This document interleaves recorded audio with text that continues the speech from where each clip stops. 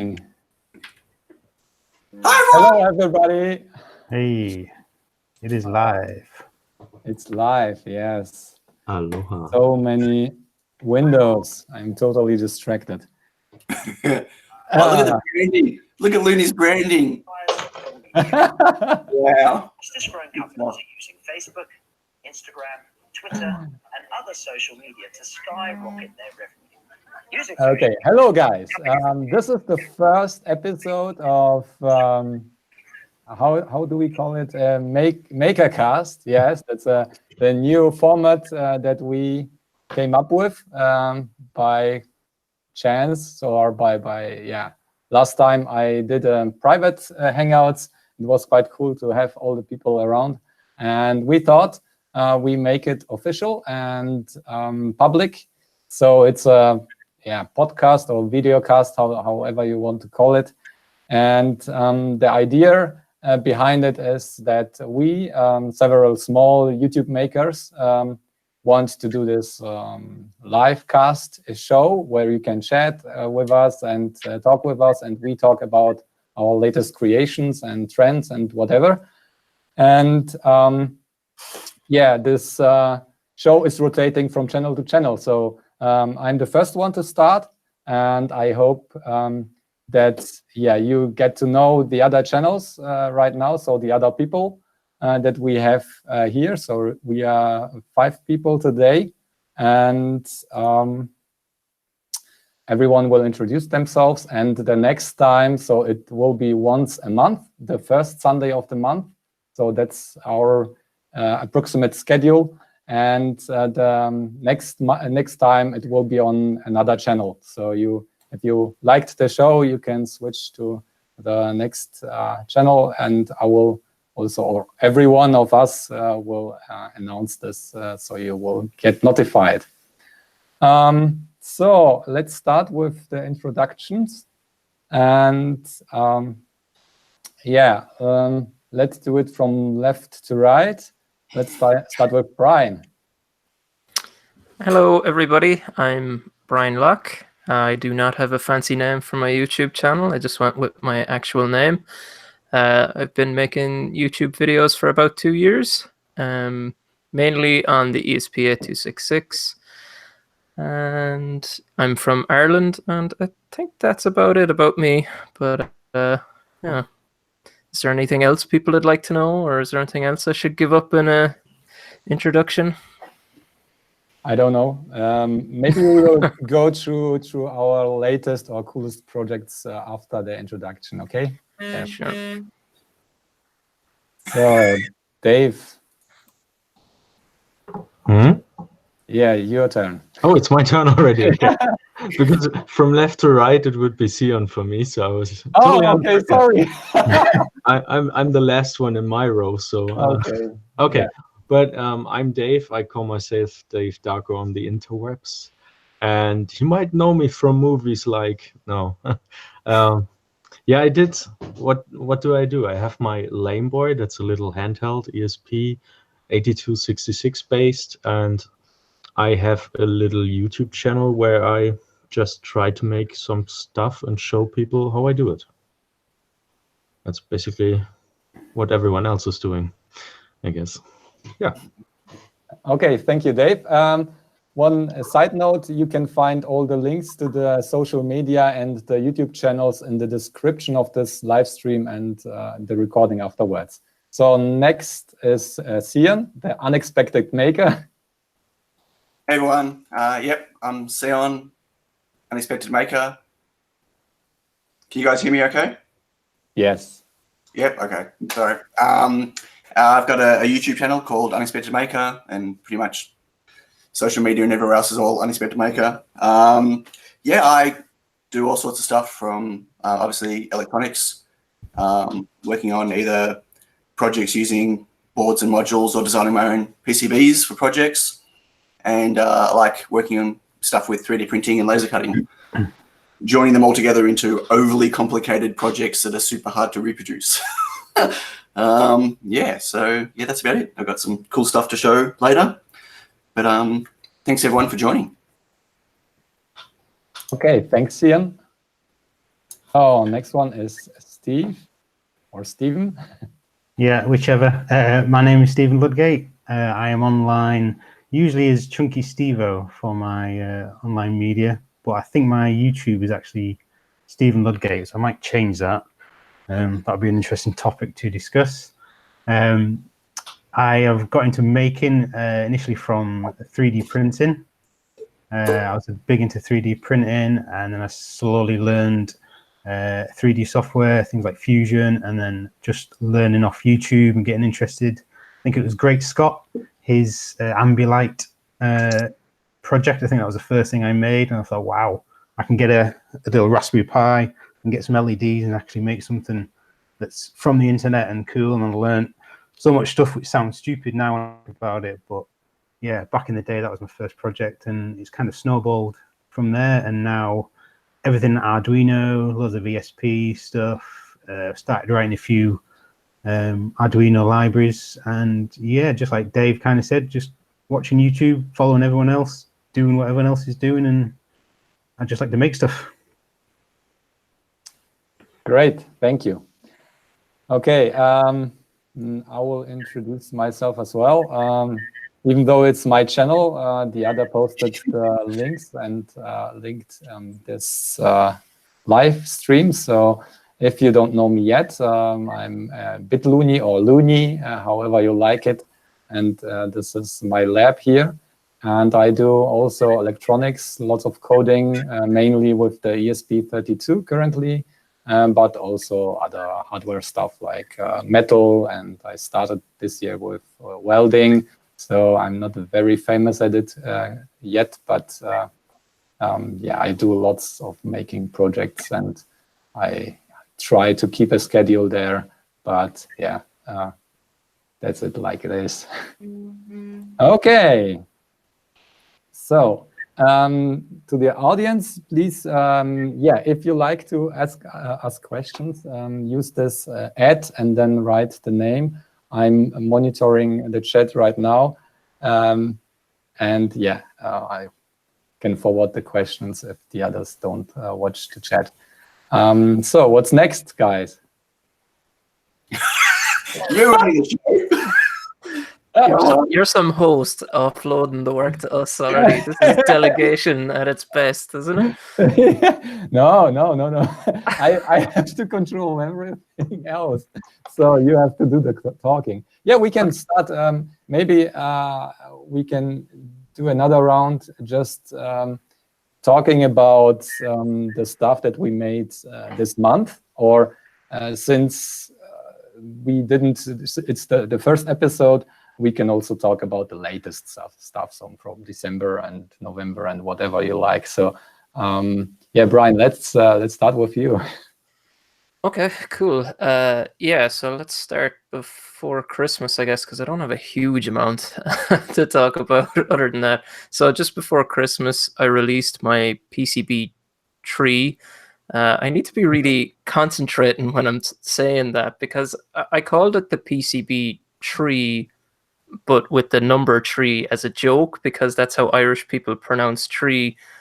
But I've been like, I keep trying when I'm making videos to make a conscious effort to pronounce it 3, like with a TH, like you're meant to. And then like when I was recording videos for it, I kept calling it the wrong thing. But anyways, that doesn't matter. So that was a PCB in the shape of a tree, and it had reverse mounted LEDs Just say shining tree. through. Say it Tree. again, Brian. Tree. Yeah, reverse mounted LEDs to shine through and kind of illuminate bubbles. That was built using a Tiny 13 and Charlie Plexin, so there was 12 LEDs. It was completely based on Dave Darko's slot badge. It's literally his schematic transplanted onto a tree-shaped PCB. So big thanks to Dave for that. So I was selling them on Tindy before Christmas, and that ate up so much of my time before Christmas. Couldn't believe how like much effort that was. So yeah, that was pretty interesting. Learned lots from that, like probably that I'm never going to sell them assembled again. because it just like the kind of cross between how much you can charge to assemble them and how much time it takes to assemble. You're never going to hit a balance where you're making enough money to do this in your spare time. Like, you know, after I've done my day's work, after I've done all the household chores and stuff, I needed to find time to do these. And what, you know, is fair to charge someone at the same time. So yeah, probably never going to sell them assembled again. And then after Christmas, then I finished the video on Charlie Plexen that I started in November, so that was good. Then I got a large order for my power blocker projects, which is a PCB with 2 USB headers for blocking the backfeed problem from Octoprint. I had an order of 200 of those from. Can you show one of the pieces, yeah, or the sure. blogger and also the tree? The tree I can. I have to just go over there and get it. But I have. Do I have one here? Yeah, I'll just have to grab it from the thing there. 1 second. Okay. Why are you not using your awesome boom mic? I don't have an assembled tree here, but I have Dave Darko probably is an assembled tree. Nope. I only bought one, and I sent. I gave it to my grandparents as a gift. So this is the PCB tree. So I don't know if that's too easy to see or not, but so it's a tree-shaped PCB, and the LEDs get mounted on this side, but facing into the board, and they shine through to illuminate the areas where there's no solder mass or silk screen.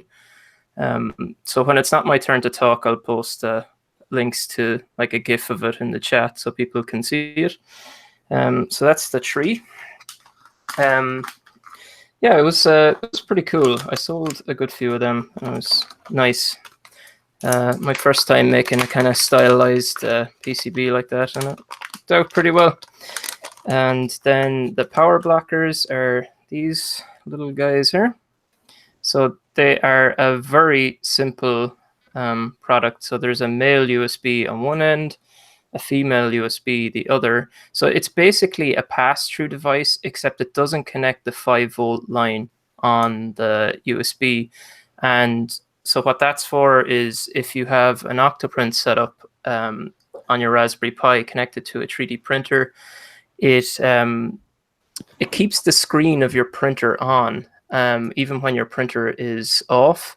So that's a little bit annoying. It's not the end of the world, but it's a little bit annoying. Like my office would have no lights on whatsoever other than a big bright screen on my 3D printer. So a lot of people get around that problem by like cutting into the USB cable and cutting the 5-volt line, or putting a bit of tape on the 5-volt USB connector. But I thought this would just be a nice simple way of doing it. And yeah, it's actually kind of crazy. I got 200 of them in July when I ordered them from JLC, just because I could panelize up to 200 for the same price as getting 10. And I was like, well, this is a lifetime supply of these if I've ever seen one. But I've had to order 2 more rounds of them since. So yeah, that's gone really well. So yeah, bit of fun making that. And I feel like I'm talking for a long time now, but the last thing then is I've been working on the Hackaday API library for Arduino. So I have that released now on GitHub, just the first version of the library. So you can get the stats of a project back, so how many likes and how many comments and stuff that it has. But I've been working on that as a video. So the contents of the video will be like basically how to write an API library for this, in terms of, you know, starting off, you go look at the documentation, you test the API as much as you can, not on an Arduino, so you can make sure that you've got everything you need and you know how to use the API. Then you do the tests on an Arduino, but not in a library yet. That way it's quicker to test out if it's working or not working. Like I've had a scenario where I wrote an entire library and it failed to connect, and that was the end. I just spent like 2 hours writing the library for nothing. And yeah, so I have maybe half of that video edited, so it'll probably be in the next week or two. It's going to be either super long or it's going to be 2 videos. I haven't decided yet. So yeah, that's about it from me. Okay, thanks. Yeah, that's quite interesting stuff. The Christmas tree was really awesome. Many people saw this, at least on Twitter, I think. It was really great selling short product. Did you expect to be like that, or? I don't know. So when I made the first one that I got, so I left it way too late to do this. So if you want to make a tree, or sorry, a Christmas ornament of some description, do not order it in late November as your first time. Like, that's just, it's stupid. You should be ordering it nearly now or August at the very latest, because I actually ran into some problems that, like, I made an order of JLC, who I always use, and I ran into issues where they have a watermark on their the material that they make the PCBs out of. So I couldn't use those ones anymore because there was this big red mark on the PCB. It was either on the front or the back, but I had no control over which side it was. So if it was on the front, it just completely ruined the look of the PCB. So then I had to find another supplier that would, supply it, but didn't have the watermark. And then, like, I ended up having to pay like rush delivery, rush assembly from I think it was Electro. And yeah, it was just, everything was just way too rushed. So like I ordered 50. I wasn't fully sure if I was going to be able to 40. Sorry, I wasn't sure if I was going to be able to sell all 40 of them.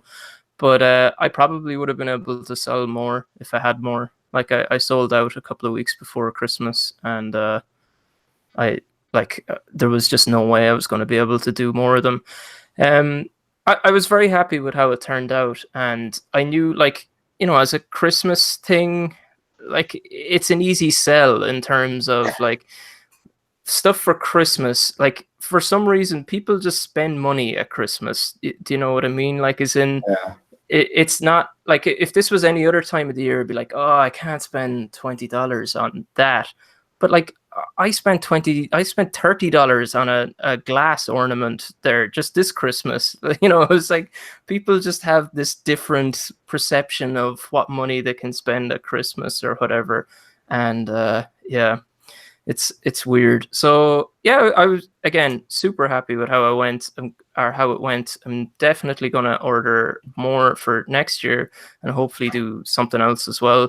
But I'm gonna order it way in advance, and I'm gonna slow boat it and not pay for DHL and everything that comes with it. So yeah. Okay, cool. Thanks for the insight. Okay, Dave, what did you do this month then? Ooh.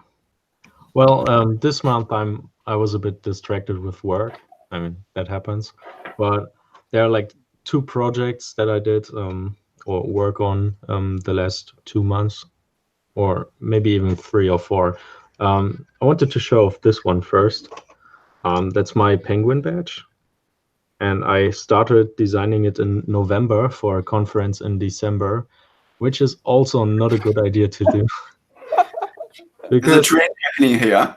Yeah, because first you need all the parts that go on the board, and then you need the boards. And I think my boards came at around the first week of December. So that was tricky, and I'm still waiting for. I've ordered parts for 10 boards, and I'm still waiting for this chip up here. That's the s1e01. Like, it's transmitting or transceiving in 866 megahertz or 868. This whole batch is designed to have some frequency ranges to work with. But yeah, I didn't get the chips in time. I'm still waiting on them. I don't think I will ever see them. So plan ahead and maybe order from another distributor as well. Yeah, the firmware still isn't finished, and but we're working on it and try to make it work for the next Chaos Communication Congress. Can you show it a little bit more? Yeah, sorry. So, okay, so it's a penguin with RGB LEDs and yeah, it's OLED screen. It's also a horn, and this is a special edition because I made this with Osh Park.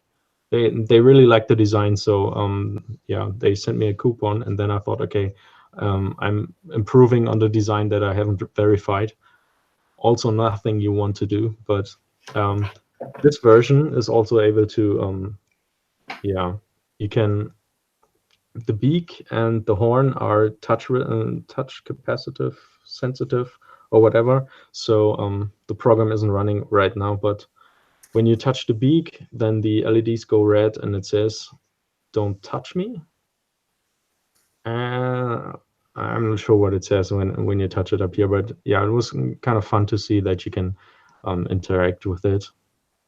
Does it have a buzzer? There's no buzzer on it. I don't yeah. know why, but I always forget to add sound to my projects.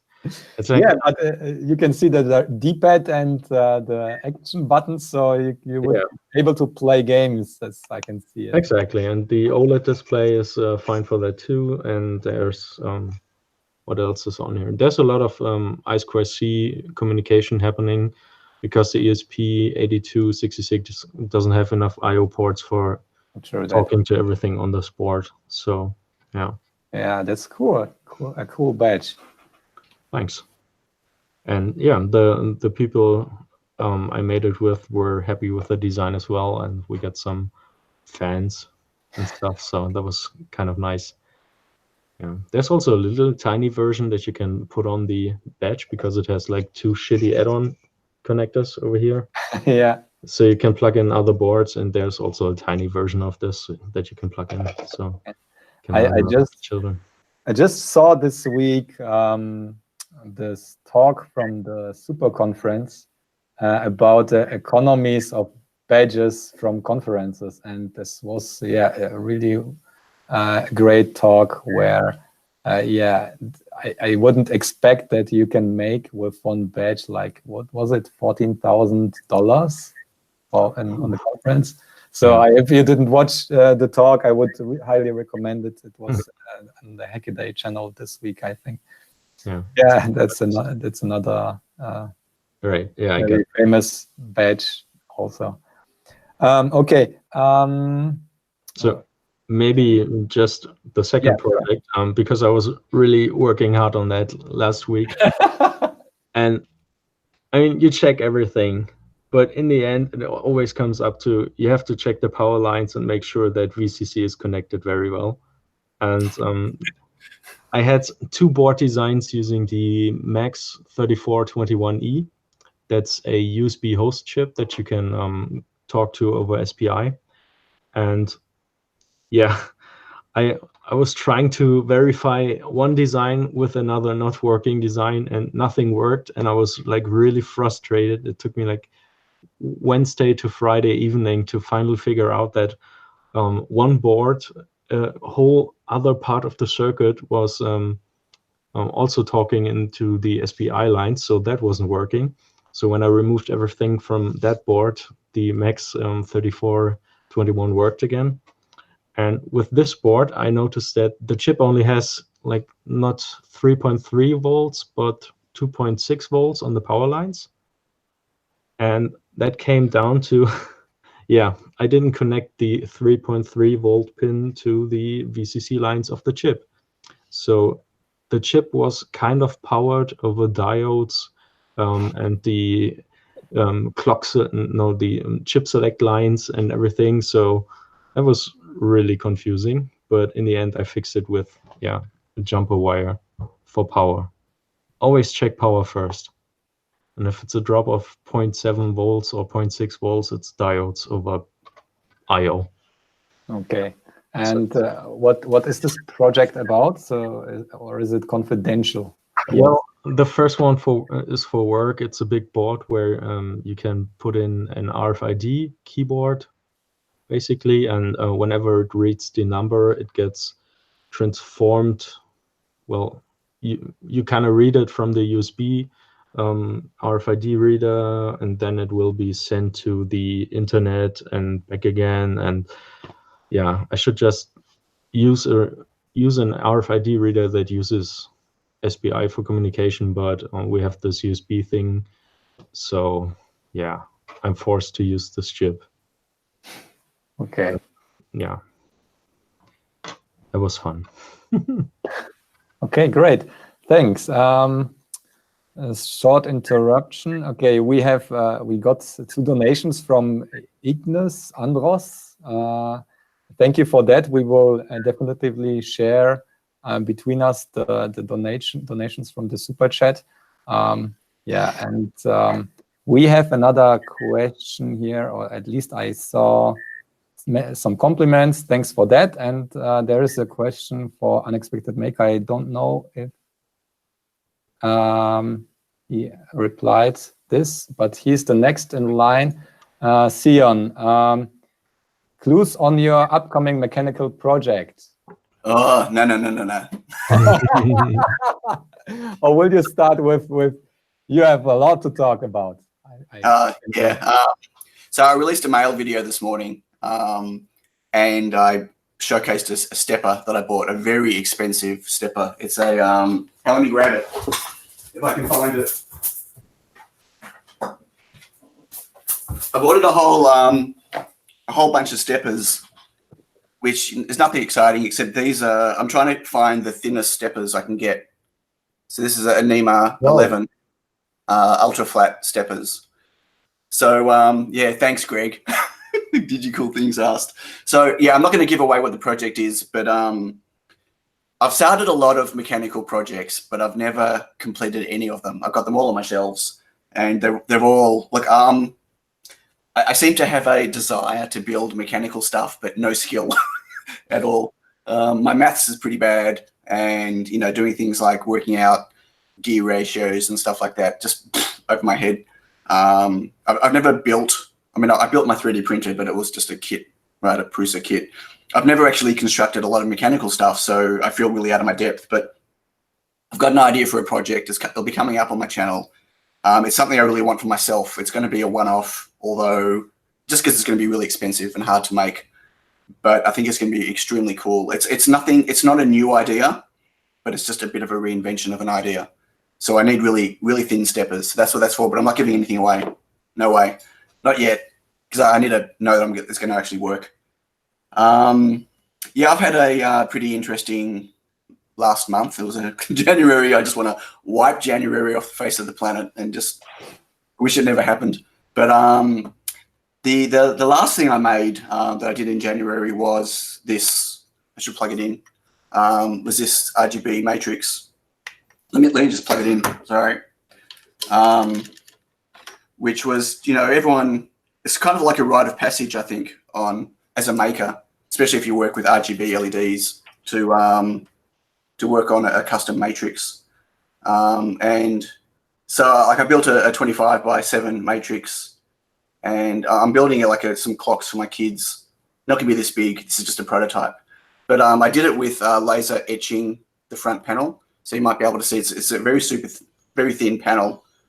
And rather than doing the usual thing where you build crosscuts, join them together like a matrix, and then stick a diffuser on the front, I tried to, I spray painted some acrylic in black, and then I etched all the different sections out to get kind of like a nice flat looking matrix. And it came out really well. I'm really happy with it. I got a lot of bowing on it, which is a bit hard to see, but apparently I can stick it in an oven and flatten it. Scott, the Def Pong, suggested I could do that. Anyway, so that was the last thing I built. Well, it's not. That's the last full project I did in January.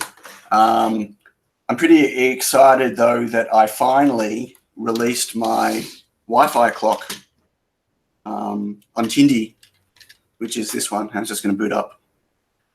Come on, boot. Please don't make a fool of me. Go, go, go. It's connecting to Wi-Fi. There we go. So anyone that watches my channel know that I started this project a long time ago, and I've just been procrastinating forever. I finally released it on Tindy Saturday, which is pretty cool. So it's an RGB Wi-Fi controlled clock, but it's using some really funky laser segments. So the actual display, they're 7-segment displays, but they're using special cut acrylic. So you can see that there's no, well, I'm trying to get it in front of the camera. So they're transparent, but they're all edge lit. Nice. And so that's pretty cool. So I'm selling those as either complete boards or in kit form. This is what one of the boards looks like when it's been put together. So that's, oops, upside down. It's just running an ESP8266. Anyway, yeah, that's pretty cool. So it was an absolute relief to actually release that. I've just been procrastinating for so long. It was probably the project I procrastinated the most on since I started being a maker. But yeah, that's pretty cool. But obviously the thing that's been occupying all my time is my little tiny Pico. So I don't think anyone has seen this yet. This is my, well, almost final revision. So it's green and ENIG. This is the version that's got the transistor on the board to control the power on the APA 102. So there's no more jumper on the back. Woohoo! So you can now, because the APA 102, the RGB LED, actually consumes 1 milliamp in quiescent current when it's asleep, when it's black, which is really frustrating when you want to do low power stuff. So I've connected a transistor that you can switch the power off, which is pretty cool. Oh, thanks, Dave. Dave just linked. Yeah, we forgot to put in the Tindy links, so just remember, remind me. Yeah, I wasn't going to plug it afterwards. Yeah. So yeah, that's pretty cool. I'm getting really close to my crowd supply campaign launching for my tiny Pico. It's again, it'd be really nice to move on from this. I've started working on the next tiny Pico thing. But yeah, super exciting. For those that don't know what this is, it's basically the smallest ESP32 board. I guess the smallest, I don't know, in this universe anyway. And it's got on board extra PS RAM, 4 meg of PS RAM as well, plus obviously all the usual ESP32 stuff, LiPo battery. It's got a JST connector on the back, and the RAM sits on the back. So it's a really powerful ESP32 board, but tiny. Yeah, that's been occupying a lot of my time. Yeah, it's supporting MicroPython. So. Oh yeah, so IDF, Arduino, IDE, obviously, and MicroPython. But yeah, MicroPython is a first-class citizen on the board. I mean, it's not just for MicroPython, but obviously, for any of you that work with MicroPython, especially on an ESP32, you don't get a lot of memory left over once you put the firmware on there. You only get about 108K or 116K to work with, which is stacks, like compared to, you know, the amount of memory you get on an Uno or a Nano or something. But it's still not a lot when you want to do, you know, Wi-Fi connectivity type projects with lots of data coming through, or if you want to, you know, send data to large displays like RGB matrices and stuff, if you want to buffer your images. So the extra memory really helps. Yeah, that's true. Is that all coming? And yeah, I got lots of stuff. Sorry, Steve? Is that all coming from the PS RAM? Oh, you're super quiet now. You've gone too low now. Someone trolled you and told you to mute someone yourself. like, whoops. What was the question? So it was. Is that all coming from the PS RAM? Is that why you need that extra chip? Well, the PS RAM, so yeah, just gives you extra memory. I mean, the ESP32's got a meg of RAM anyway, but MicroPython fills a lot of that. So yeah, the PS RAM is really there for mainly for MicroPython use, but you can use it in IDF or excuse me, Arduino as well, and you can fill it with whatever you want. It's actually an 8 meg chip, but the IDF can only support 4 meg at the moment. So it can use bank switching, but that's you need to do low-level programming for that. So, I mean, the jury's out on what the extra RAM is going to be useful for outside of MicroPython, but the Rover module has extra RAM in it, and IDF now officially supports the PS RAM on the Pico D4, which is on here, and with the Room 32. So there's going to be a lot more boards coming out now with extra RAM. I don't know what anyone's going to do with it, but but might as well have it. I know Looney could use it, couldn't you? Yeah, I guess so. Okay, so your campaign is coming soon, or? I'm hoping to. Yeah, it's an ongoing saga. The Chinese New Year has kind of stalled me a little bit because I have my final boards. I can't get them until JLC PCB come back online, which is frustrating. And I know a lot of people launch their crowd supply. It's going to be launched on crowd supply. I know a lot of people launch their campaigns before their final boards are ready. I don't want to do that. I want the samples that I send out to everyone for the campaign to be the final boards. It's my first campaign. I just want to make sure that everything runs really smoothly. And the last thing I want to do is launch the campaign while I'm still playing around with tweaks to the design. It's a very dangerous thing. It's like ordering your Christmas product in November without having done it before. It's not worth it. I get one shot on a crowd supply campaign, and I want to make sure that. I was speaking to Matt about it yesterday. The guy that that on the MicroPython side that's been helping me out, and I hate when I go to a Kickstarter and the Kickstarter says, here's the product, this is what it looks like, but this is not the finished version. This version doesn't work yet, but the version that's going to ship works, right? I hate stuff like that. So I don't want to do that. I don't want to send out, even though this is a fully working board, it works great. A nice rendering, just Sorry? Yeah, nice rendering. It's just a 3D render. Pretty good, huh? Does it have a built-in And does it have a built-in micro projector that you can use as a UI on your arm? That'd be cool. That'd be cool. Yeah. Well, you gonna make one? You gonna design one? No, it was just a joke about other Kickstarter projects. Oh, okay. Yeah. That's, I want to make sure that I do the final board is the board that I'm showcasing.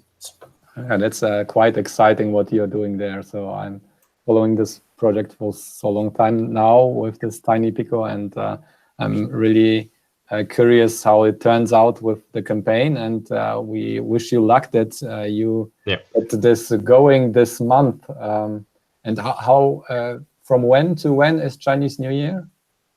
They're back on the 12th of February, so they can't even start making my boards till the 12th. And because they're a 4-layer board with ENIG, it's a 5-day turnaround, and then it's a 3-day shipping, and then I have to make my samples and ship them to America. Like, it's just, yeah. It feels like I'm moving in slow motion. Yeah, really frustrating. Okay, I think this will be quite interesting to talk about maybe next time if it started successfully and you can show your campaign, and we hope it works out. Okay, what next? Stephen, would you like to talk about making stuff? Yeah, can everyone hear me? Yeah, sure. Yeah, okay, good. Yeah, I haven't really made anything compared to you guys. But yeah, we were talking before the stream. From Christmas, I attempted to string my house with Christmas lights. So in true maker style, instead of just going to the shop and buying a bunch of LEDs, I actually went and got some NeoPixels. So I got the string, the outdoor string ones that you can see on the likes of AliExpress. I did it on a post bag as well. I think it's the last post bag that I did, and it kind of messed up at the end if you want to watch that. But it's the NeoPixel, I think it's 50 on a string. It's the old WS2811 chips that are on a PCB with a standard RGB LED, so it's kicking it back pretty old school, but they seem to be the go-to outdoor type LED to use. It kind of sent me down a bit of a rabbit hole of Christmas lights, and you can Google things like Vixen, X lights, and there's a whole community of people making really awesome light shows to music, to patterns, and you get it's called Vixen and X lights that you can do animations and amazing things to all the lights that are attached to your house. But for me, I just managed to get a string from one end to the other. And then I also got my conservatory that was all lit up as well. And then they were all connected with Wemos D1 minis. So that was connected to an external power supply, the Wemos, and then the NeoPixel string. Once I got that all sorted and it was tested, I then had to think of a WAF approval of controlling them. So I used the WS2812FX library, which is on GitHub. He kind of steps on and past Adafruit's NeoPixel library, and he adds more controls, and he's got a few examples, but one of them was a like a web-based control that you can group various groups of lights to using an app on your phone. To cut a long story short, that didn't really work very well. It seemed a bit buggy, and the app on your phone, it was a bit flaky, and then would become unresponsive. And then I was questioning. All of this was under extreme pressure to get it done because Christmas Day, you can't move it. I think Christmas Eve, I finally got some other lights working. I was like, right, that's it. It's done. It's working. Let's enjoy Christmas. But I actually ended up using, it was a Alexa. She's just, sorry, Alexa just woken up. It was an Alexa version of the firmware. Again, it's using a couple of fake Philips Hue and Wemo emulations on GitHub. So you can program it using a script on Arduino. You basically call your lights Christmas lights, and it sets up a Christmas light animation, and then you can set up another virtual device called like red lights, and you set the animation, and then when you fire it up, Alexa will discover all these devices, and it uses them as virtual devices. So you can have one Wemos connected. Shh, she keeps go away. Shh. Bye, Alexa.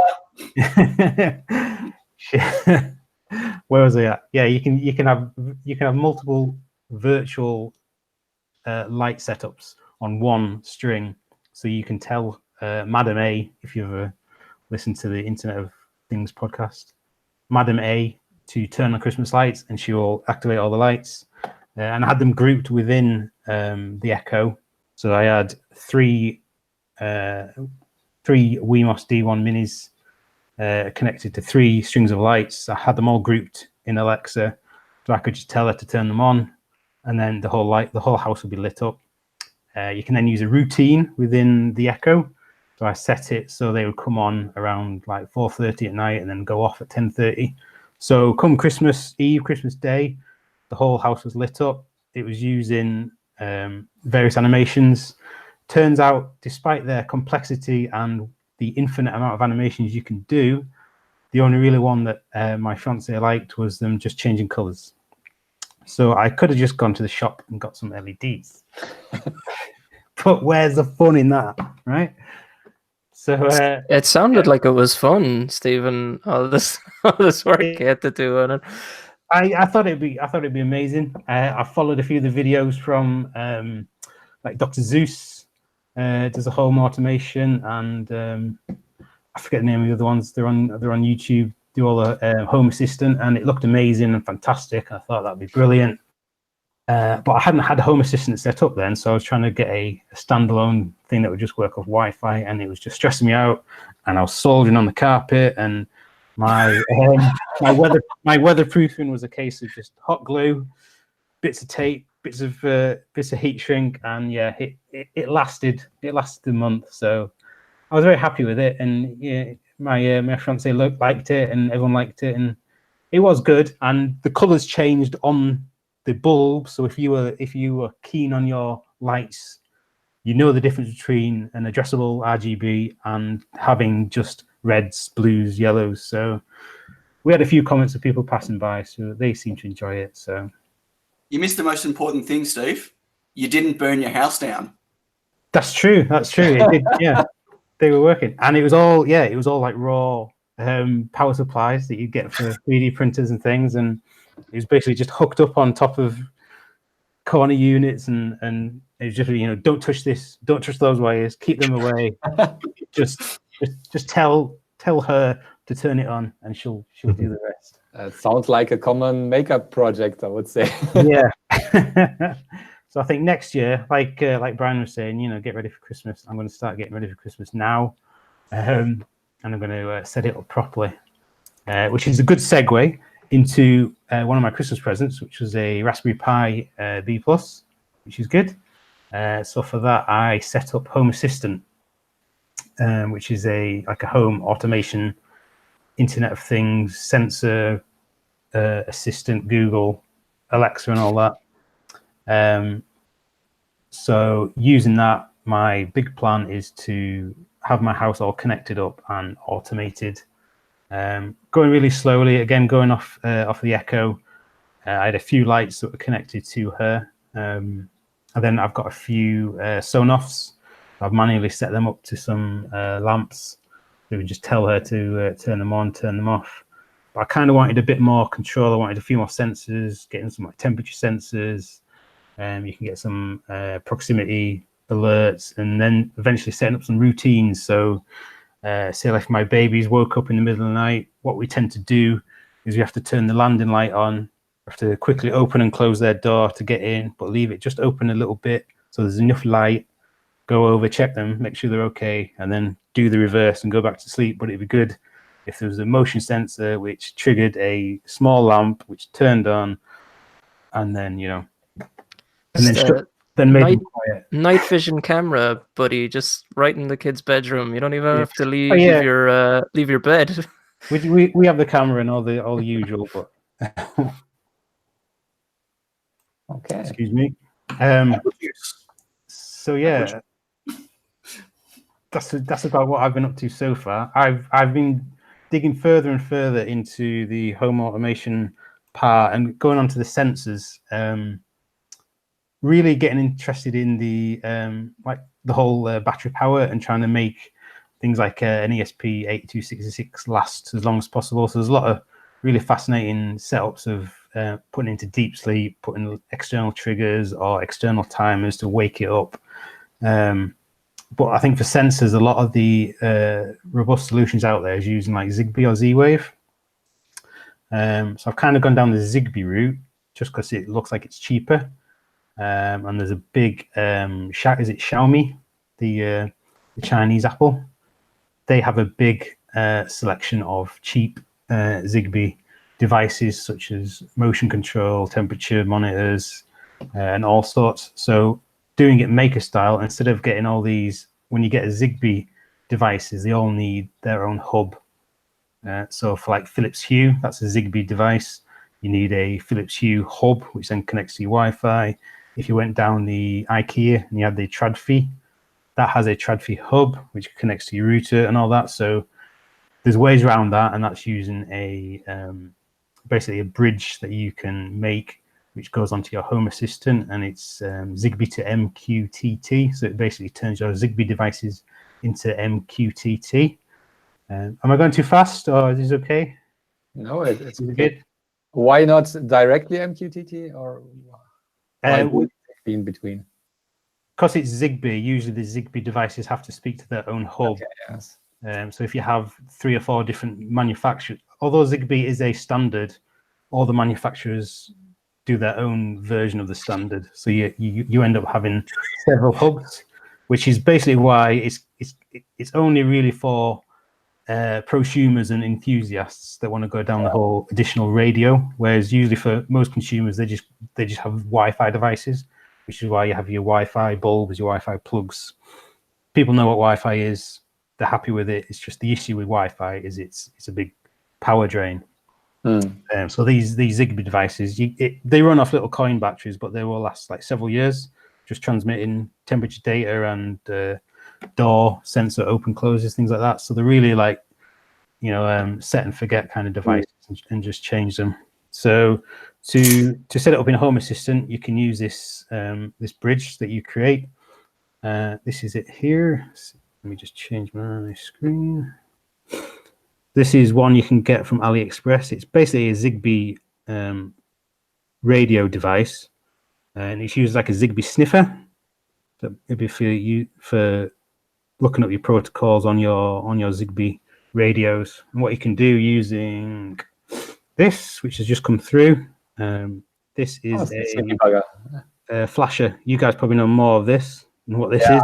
I know one. I own one as well.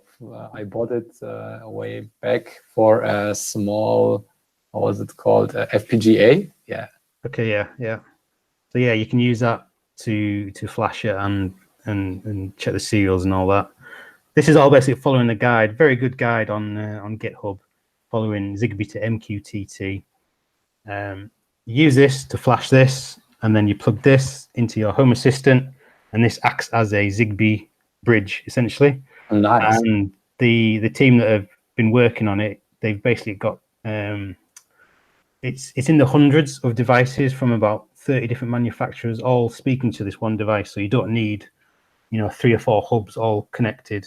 You just need to be able to access this device, and through Home Assistant and the software from GitHub, it basically turns the Zigbee sensor information into a standard MQTT message. So you can have it on your Home Assistant where it's going to be, or you can have your own little MQTT broker, and it just works like any other MQTT, door open, door closed. And that's about it. I have got more stuff, but I feel like I've been talking for a long time. Yeah, that's quite an interesting topic, I think, for many people, especially those who have subscribed to my channel as well, since the most viewed video on my channel was as well about home automation, but this was a crude one with the ESP washing machine. No, the other one with the lights. This really old one. I think it was like 2 million views on this video, or 3 million in the meantime. I'm not sure about this. Stop showing off. No, sorry about it. No, but it's a quite interesting topic about this Zigbee I stuff. do remember your videos actually. They were some of the first ones I watched. I think before I knew who you were and realized, came to my senses. Yeah, I think your washing machine was like, I could do that. Why isn't my washing machine connected to the internet? That's insane. The washing machine is one of my favorite projects, but it's not very well known. So actually, I had really much fun doing it. But yeah, we make sure that the links to our links about the Zigbee stuff, we will put it in the description or in the comments below and pin it so that people can find all the stuff. Yeah, definitely. I'll send all that to you. That's quite interesting. And also, if the other ones want to show off stuff. Oh, yeah. And this is my final thing that I've been working on. This is Fortnite. It's not for me. I'm not obsessed with Fortnite, but a lot of people are, including my boss and his son. And they're having a massive family feud at the moment because they both play Fortnite. And following on from Brian's fantastic APIs that he has on GitHub, which you need to do this video, by the way, Brian. You were questioning whether you need to do a video on creating an API, but you should, because I think all my APIs on GitHub. If you check out my GitHub profile, I've got the Octoprint API, and I've now got this Fortnite API, which is very much a work in progress. And for this little project, it basically shows you got the 2 usernames. You've got my boss's username and his son's username, and it queries the Fortnite API and just tallies up the matches, the kills, the wins, the various stats. So you can see when his son's playing, when we're at work, and it's quite a heated conversation when his kills go above here. So he leaves early for the day and spends the rest of the night playing Fortnite. So what board is that, Stephen? It's a So that's my part of the project, but this is called a Badgie, and it's an e-paper display. It was on. It's on Tindy actually, and you can find it on GitHub. I designed and printed this little bumper case for it. So that's a case that I made. It's kind of, the idea of this is it's like an e-paper badge display. So I created like a little lanyard badge thing. So that's one side. So this is an e-paper display, 2.9 inch. And on the back, 10 points for guessing what that is. And it's powered by a coin battery. And as you can see, there's no power. The magic of e-paper is it's still there. Spooky. And it's got a terrible USB to serial chip, which Seon will probably confirm is also a nightmare. Is it a C or a G? It is. The G's are okay. Just the C is a pain. 340C.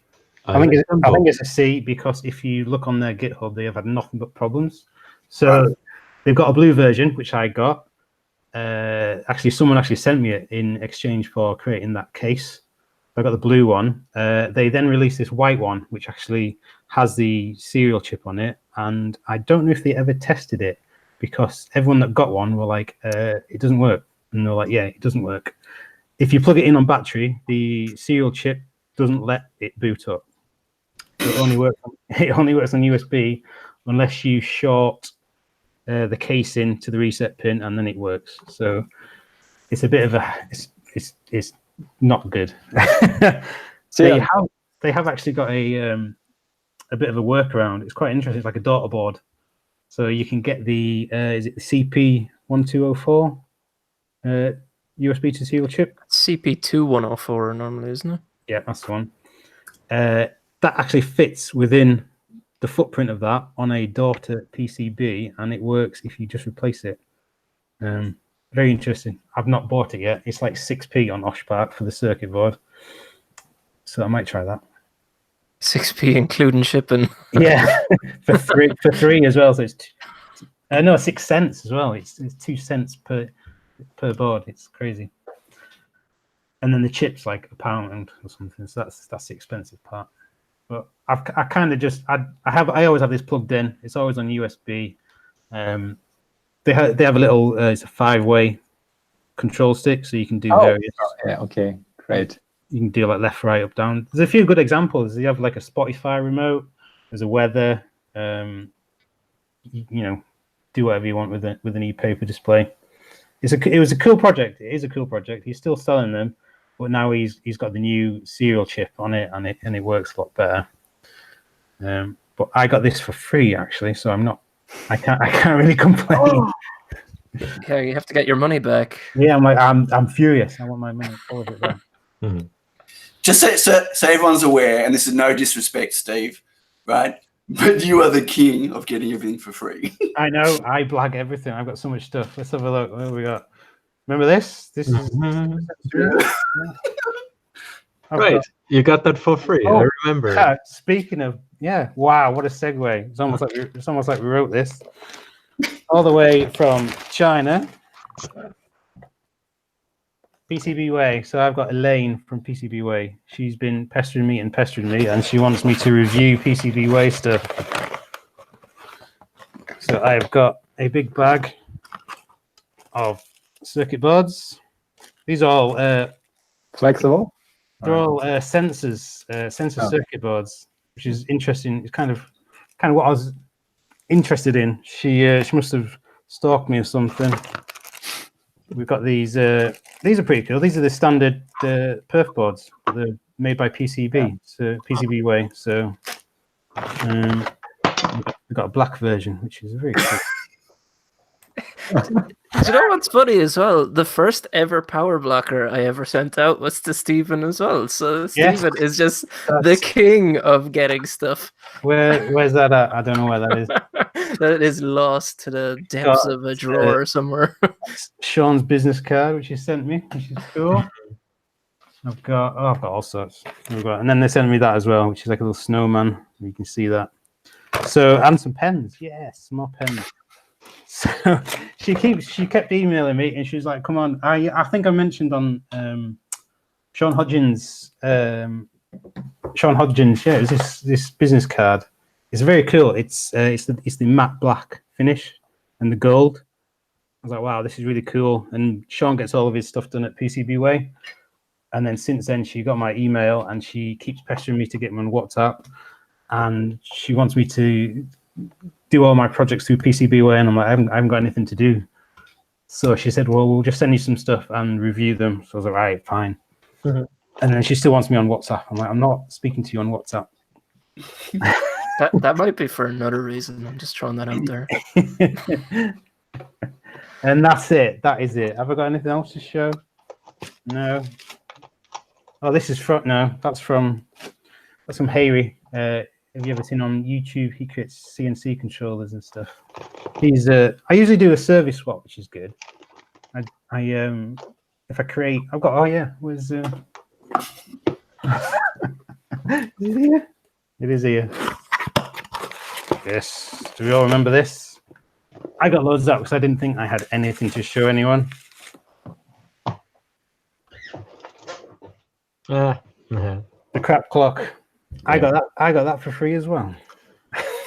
Well, I got mine for free as well too. I think Mr. Watts is here somewhere.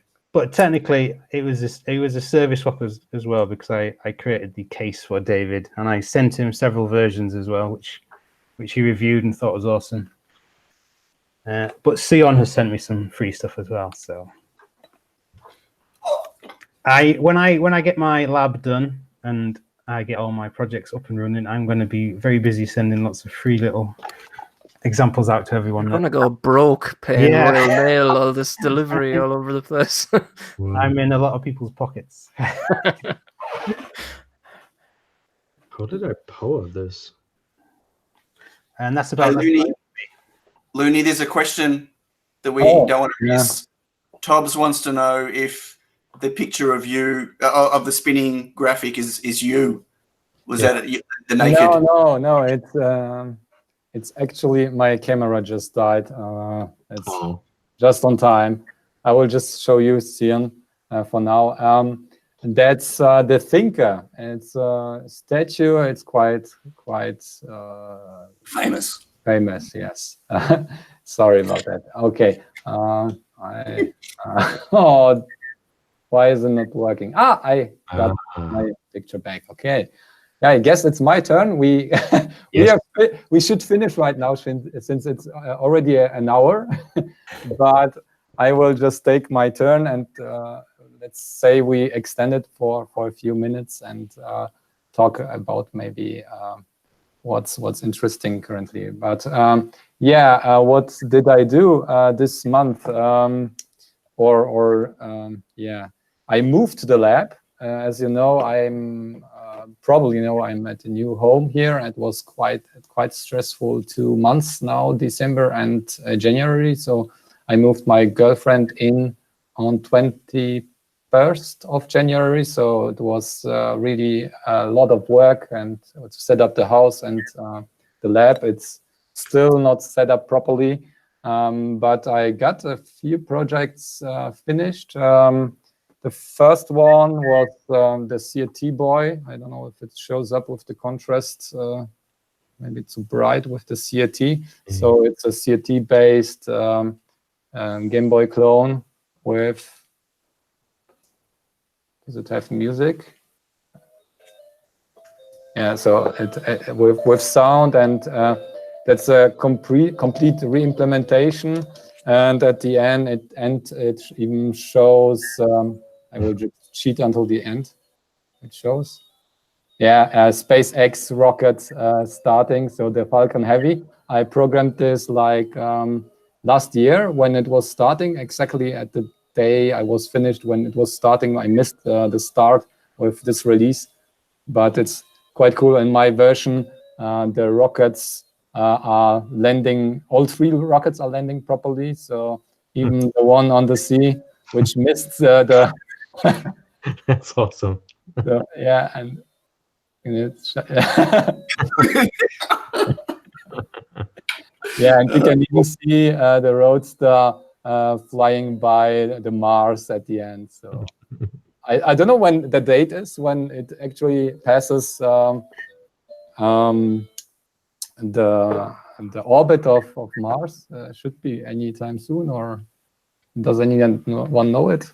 No, not sure. So yeah, it was a quite cool project. I really loved it. The screen is an actual CRT screen from intercoms that you have at homes that are probably now demontage. So you can find these on eBay or get it from China. But I found exactly this one on China, but they don't ship to Germany. I don't know why.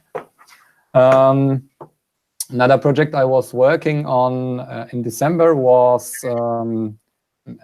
new PCB. I didn't show it on video yet since I didn't record it. So yeah, it's bitluni's lab. It's not inverted. I don't know if it's mirrored in the video, but it's actually correct. But it doesn't work yet, so I have to. I didn't debug it yet. So launch it on a crowd supply. I really should. Yeah.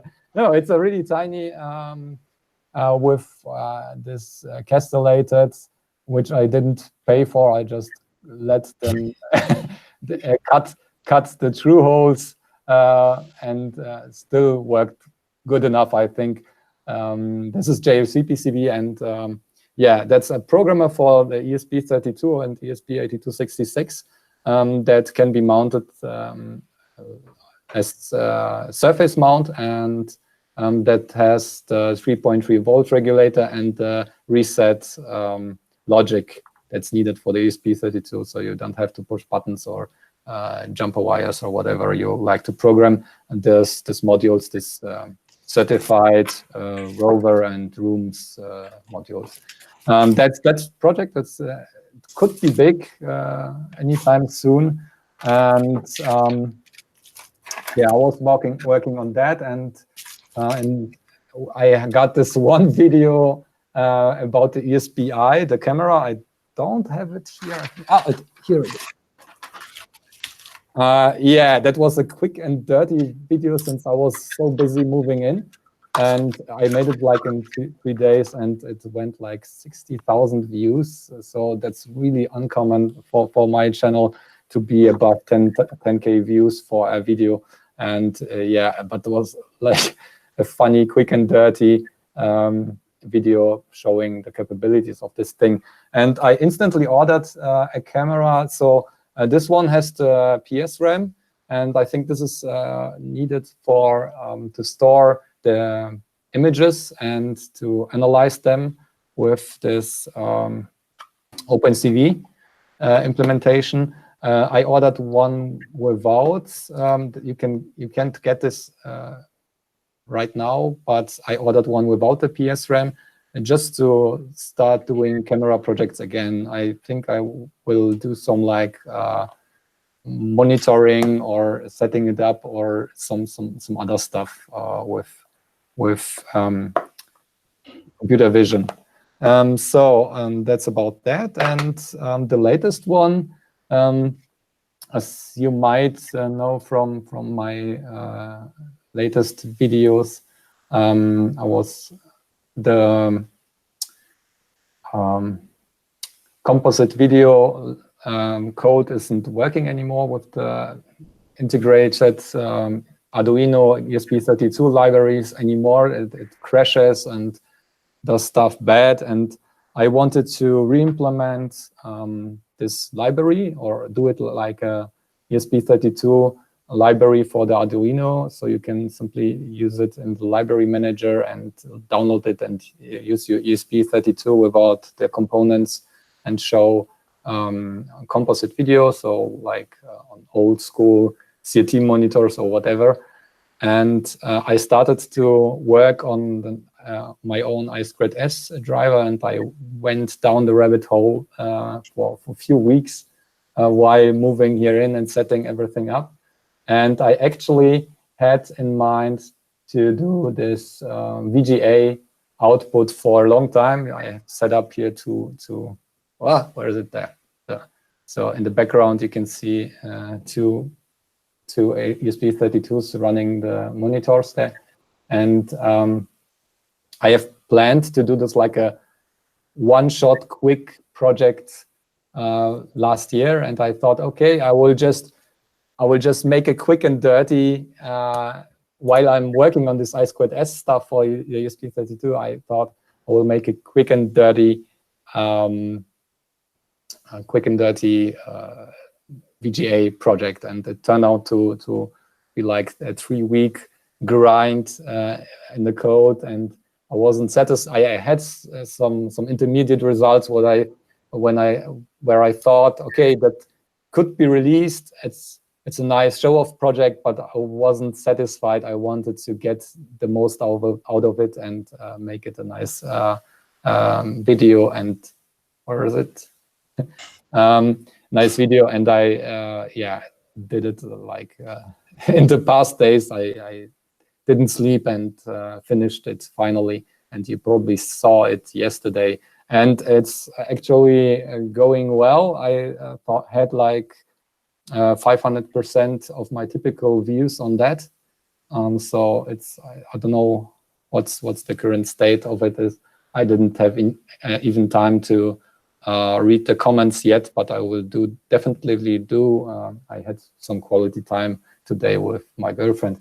And as you can see in the background, this one here, that runs without the resistor ladder. So it's simply connected directly to the I/O pins, even though the R, G, and B components need like 0.7 volts. You can just connect 3.3 volt outputs. The monitors, the displays won't. They take it, and you will just get the maximum brightness on each component, color component. So this is just my bitluni slab logo rotating in the background, and that's a really quick and dirty one. I think I will make another video about this to how to quickly set it up and program the IDE, the real beginner tutorial, since I didn't want to go every route in my latest video, and I will just continue doing like funny projects with maybe MQTT and displays and like that. And this one here, this is flickering somehow. I don't know. It's running next to the power line of the screen. This is with the resistor ladders. There are like here. So this is a breadboard setup with just its jumper wires, and yeah, it's showing this the thinker, the statue. It's called the thinker. Hey, just do this for a moment. Just do this. Do this. Do the thinker. Do it. That's it. See, it's you. It's you. Yeah. So that's when are you doing HDMI? Sorry?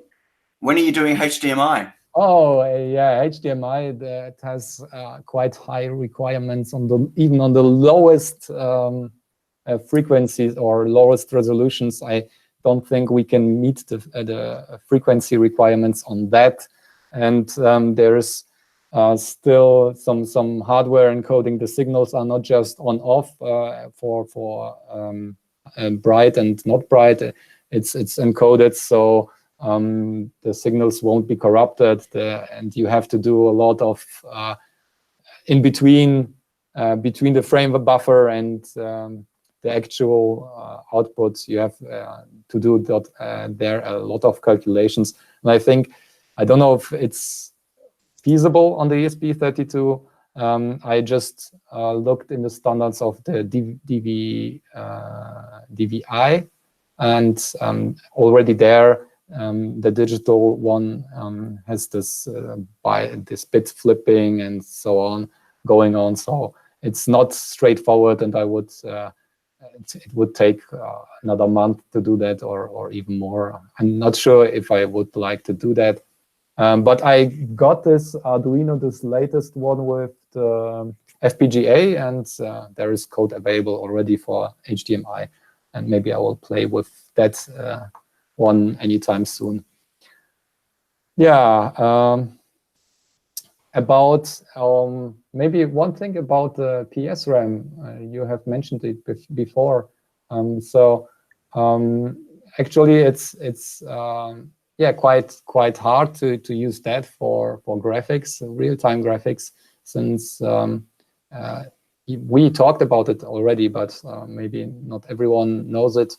The PSRAM isn't that fast, and the caching is disabled on the ESP32, so you can't directly use it from the DMA. So if you want to stream like an image over I²S, you have to do it directly in the RAM, and then you have to copy all the pixels or all the graphics from the PSRAM to the SRAM that you have on the chip.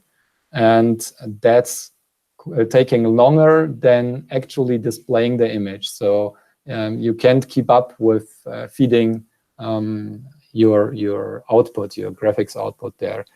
So actually it's not quite usable for that, but you could use like compressed, I don't know if real-time decompression could work, but like run length encoding.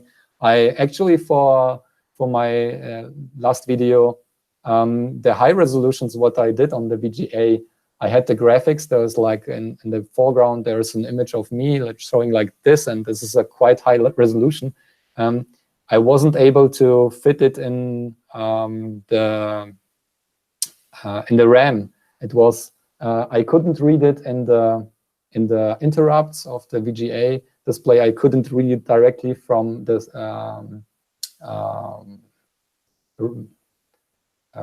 from the program memory. It was too slow. It's like 32 times slower than reading directly from the DMA memory.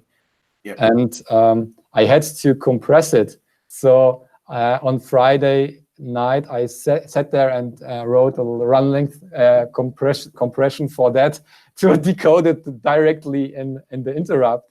And the background, since I wanted to show something moving there, was animated directly while rendering. So it was like 60 frames a second. Each pixel was calculated like this color moving stuff was calculated on the fly there, and this was really sick, since that utilized both cores of the ESP32 completely, and I had dropouts and had to move back for less complex animations in the background. So quite hard there. But yeah, actually the PSRAM, you can't use it as frame buffers. But what I mentioned before, doing this 3D stuff like this one here. So if you want to store complex models, and then you can you want to transform the normals and the vertices of the model, that takes quite a lot of RAM as well. But you render the triangles then in the actual frame buffer. So the vertices and the transformed normals could be placed in the PSRAM, I think. And also stuff that you don't need on the fly. Sure. So an interesting thing with PSRAM, you're right. I mean, it only runs at 40 megahertz. It's not super fast. Yeah. But so IDF gives you the ability to choose how to use the RAM. And so what you can do, something that we're playing with on MicroPython, is I think it's using memcaps mode. You can tell your entire heap to just be on PSRAM and completely free up all your SRAM for your own use. Like you can actually make all the stuff that normally runs software level that sits in memory on the ESP run out of the PSRAM, stuff that isn't super critical for being fast, and give you heaps more SRAM. So there's quite a few ways you can use the PSRAM. You're right, it's not fast enough for a frame buffer, but there's also a limited amount of RAM, as you just noticed with the 1 megabyte. You run into that very quickly, but you could actually free up a lot more of your SRAM by offloading stuff to the PSRAM. So there's 3 different modes that they give you. Yeah, that's quite interesting. Yeah. Okay. Yeah, great. But it's still it's not a lot. Sorry? But you're still only left with a meg, or just under a meg of SRAM. So with like the way, especially using a weird memory manager, like the memory manager actually has quite a lot of overhead to out of the memory. They use a large chunk of memory to actually manage the memory. I think that Angus, who wrote that memory manager, that expressive, he's actually looking at something else at the moment to maybe take less memory, manage the memory. Like the way they store their memory addresses, he looked very confused. So- Yeah, you are cutting off. I don't know if it's only me, but yeah, I couldn't. Someone turned off the internet in Australia. Sorry. You need Starlink, Maybe my kid's watching YouTube. I don't know. probably. Probably playing Fortnite. No Fortnite. No Fortnite in the house. Yeah. Okay. So can everyone hear me okay? Yeah. Kind of. Yeah. So like Expressive, they store in memory all the all the pointers to all the RAM. And it's not overly efficient. You actually lose a large chunk of memory for their memory management, but they're working on a way to improve that. Oh, cool. So you have a lot of insights on that. Yeah. Yeah. Okay, I'm gonna interesting. go my kids are playing on YouTube back in a second. That sounded so defeated. You have a lot of insight in that. Yeah. No, that's quite interesting. I don't have the latest news about that stuff, so I'm not even sure if it's in the Arduino integration already, the PSRAM support. I thought it might It's be. not. It's not yet? No. Okay, yeah. So we have to go to using IDF. I think it's only even been fine. Like, this is all what Seon was saying now. I Mm. don't have any input into it, but I think it's only recently been finalized in the IDF even. Yeah. Like, Okay. Seon, we were just saying about the PSRAM support for Arduino IDE and IDF. Like, you were saying that it's only been finalized for the IDF, like, within the last couple of weeks, right? Yeah, 2 weeks ago they Expressive released an update with official support, which unfortunately wasn't. Don't go into it. Don't go into it. Which leads me to make another board revision. But yes, they've now got official support for Room 32 and for the Pico D4, which is exciting because people's projects are getting more and more memory intense. So being able to use extra memory, and right now it's not quad SPI, but soon, I guess, at some point they'll extend that to quad SPI, so we'll be able to use much faster RAM, probably double or triple the speed of the RAM. It's exciting news, actually. Yeah. I can't wait to use up all the RAM just using strings inefficiently. That's what I dream of. I don't want to do any of this frame buffer stuff. Just give me a load of Arduino strings so I can do whatever I want. That's me. Fill it with unoptimized JSON code. Perfect. That's my specialty. Yeah, I I walked thought, into my house and my kids and my wife were all on the internet. So watching TV, all good. yeah, what I thought about if the PSRAM stuff would work nicely, the best thing to do with the ESP32 would be like a DOS emulator. So emulating complete 386 processor with the RAM and the EMS and XMS BIOS and stuff like that. That would be really awesome. Do you think we could get Doom running on it, Looney? Would that be the next step? Yeah, Doom. I'm not sure about Doom if that runs quickly enough on the 386, but Wolfenstein maybe. ESP32? Sorry? Someone got Doom running on the ESP32. Yeah, I've seen Doom running. The ESP32 has functional emulators for it too, like SNES. Well, maybe not SNES, but NES. I think it is SNES even emulators, which I think is pretty crazy, isn't it? Yeah, they're running on the TFTs, aren't they? On the TFT Yeah. screens, yeah. Yeah. Okay. So Looney and I, BGAs. sorry, Ryan. Looney and I were actually discussing this the other day. So we were looking at alternatives to the ESP32, both from a performance point of view and from a RAM point of view, and it's actually quite interesting when we look at all the main players, like in the ARM space, so which is basically Microchip and STM, and even their biggest and fastest, like you need to go up to like an M7 processor, ARM processor, and you still can't get as much memory and as much performance as the ESP32 offers. Plus, the ESP32's got Bluetooth and Wi-Fi built in, right?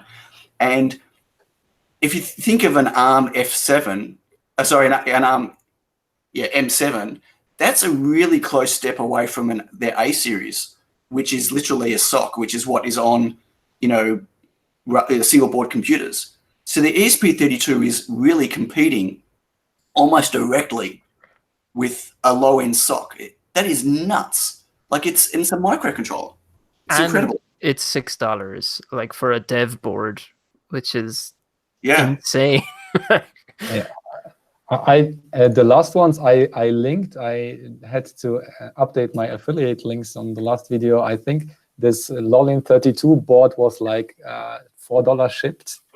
This is crazy. So, and that's even not the cheapest version of the ESP. Everyone say thank you to Rob E, please. Yeah, Rob, thanks for the donation. We will get coffee for that. We share all the donations. Yeah. Thanks, Rob. That's actually since I'm always now for 2 years already, I'm working with the ESP32 and doing all the projects, and everyone asks me why not STM32 and the ARM Cortex, whatever processors. And I wanted to try an alternative, and I browsed the STM side and the ARM Cortex 7, or what's the only one that had like from 500 kilobytes to 1 megabyte SRAM. And that's actually what's needed for graphics like that, since you need all that memory even for one frame buffer. No, this one is double buffered, so I had to halve the vertical resolution for that.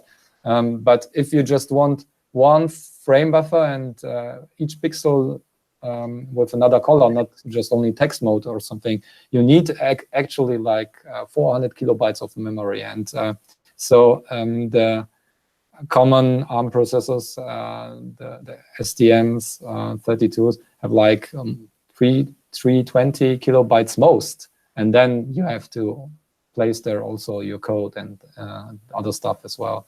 So actually, the ESP32 is the only one that's affordable and well supported as well, I think, since there's much integration there. And I didn't use the IDF yet. I have it installed, but yeah. Actually, we have to stay for a while with the ESP32 when doing like graphics projects and so on. Yeah, like for me, definitely, like when picking a board, I am definitely at the stage. I haven't moved on to the ESP32 as my like standard board yet, for sure. Like people's decision tree for what board to pick will be different, but like mine is literally, is there a reason I can't run this on an ESP8266? And if there is, then go find something else. But it's just, for me, like the ESP8266 being $2.50 delivered for a board that's a nice small form factor, has your built-in voltage regulator and USB to serial converters. It's just such a nice like price point, form factor. The power that it has is pretty nice. Like I don't build a lot that is very power important in terms of like power consumption. So the fact that the ESP, mightn't be as like power efficient as something else doesn't bother me at all. But like, yeah, there would have to be a good reason for me to not use an ESP8266, for me to not use it. Like it's kind of that's the way I approach picking a board for projects at the moment. Yeah, the 8266 is fantastic. It's super fast. Like it's 20 levels above anything that people normally play with in Arduino land.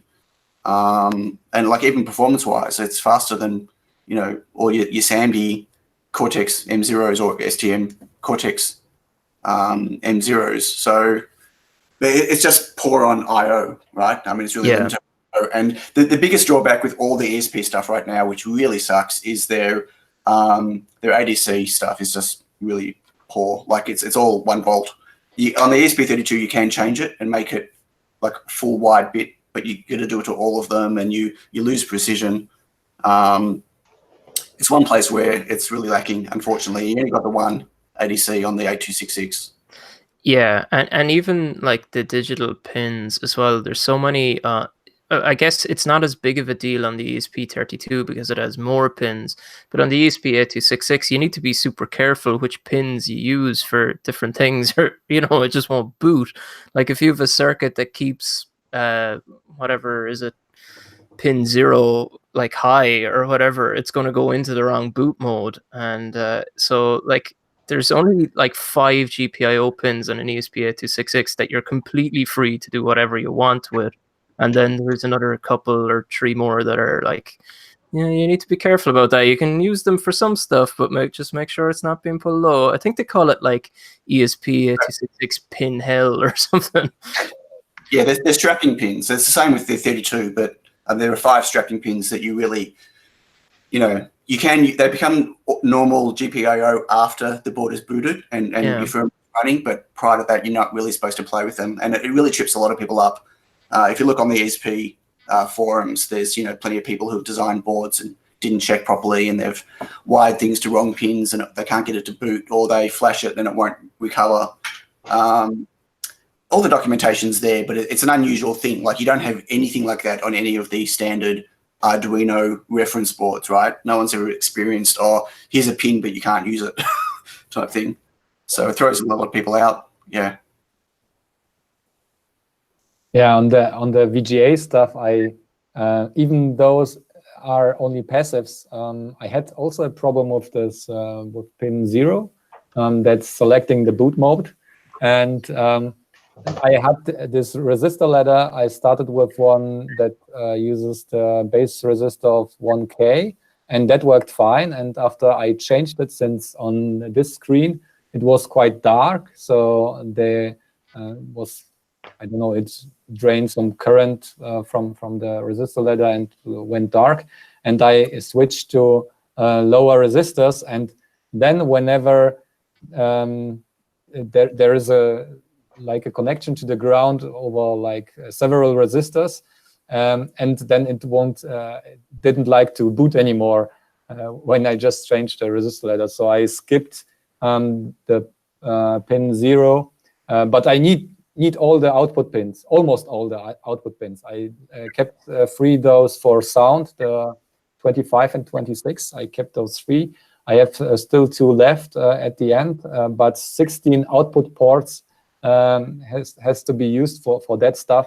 And I actually used pin 0 and pin 5, which is the LED used for the sync signals. So there's nothing connected, just the cable to the screens, and as a simple output without any logic or anything that could pull up or down the pins. It's working fine to use them, but you have definitely be aware of that. So pin 0 is also a boot mode pin here. Yeah, I mean you can use them in software because obviously your code's running post boot, but you should never connect anything to it. Nothing hardware-wise can influence whether it's being pulled high or low. So like on my Tiny Pico, I'm using IO2 for the control of the APA, and IO2 is a strapping pin. You're not supposed to touch that. But once the board's booted, it becomes a general purpose IO, and it's by default, it has to be kept low, which is perfect because that means by default, power to my APA is off. And I'm happy for the board to boot with no power to the APA, and then when you want to use it, you just set it high. So yeah, and every chip's got different things, like it's got different reserve pins. You really need to check the data sheets with the ESP stuff, because like even though the Pico D4 is a full ESP32, it's got different I/O reserved for internal flash than what the normal ESP32 does. Looney, I'm surprised you didn't use a rover for this. Why? Well, it's got stacks more I/O, freed up I/O. It's got the PSRAM there already anyway, so you could have more free I/O. Yeah, doesn't the rover have more I/O than the room? I thought there were more. No, I think it's less. What? The rover has less? No. No, there are not many pins that you can use anyway. So I think all the pins that you actually can use, the other ones, they are used for the flash, and you can't use those. Oh, interesting. I don't have Yeah, a rover. I think you actually all the pins that you could use from the ESP32 are available. I'm not sure about that. I have to check, but yeah, I didn't bother. I just picked the first board that I needed, and actually 16-bit is the most to get the highest resolutions. So it's looking the same, I think, and actually the digital to analog converters, so like this one here, there are actually those where the quality is at the end, let's say, lowered. So yeah, 16 bits are enough, and I think I'm not sure. I have to check that. Okay.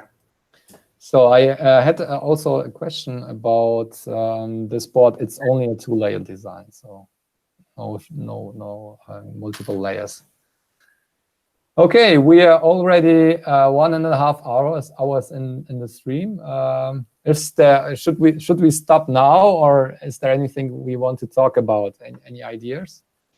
We can do this the first one, since it's the first one, and we need to get familiar with this format. Took maybe a little bit longer for introductions and so on. So we can extend it maybe a little bit. I've got a question, an open question to everyone. Yes, sure. So the other week I bought the most useless thing on AliExpress. Oh, I bought 10 of them. So that's Well, it. only 7 of them work, right? Yeah, 6. I got a 20p refund. So you can't see that. So let me see if this will work.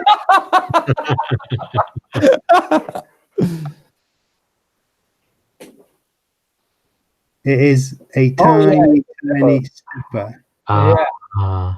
I got also some steppers like that. Yeah, I bought them as well, but without the screw linear mount there. The screw doesn't do anything. Oh, okay.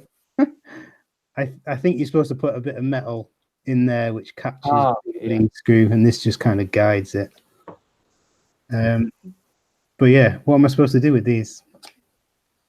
I wanted to make a little tiny matchbox cars and make them like remote controllable things.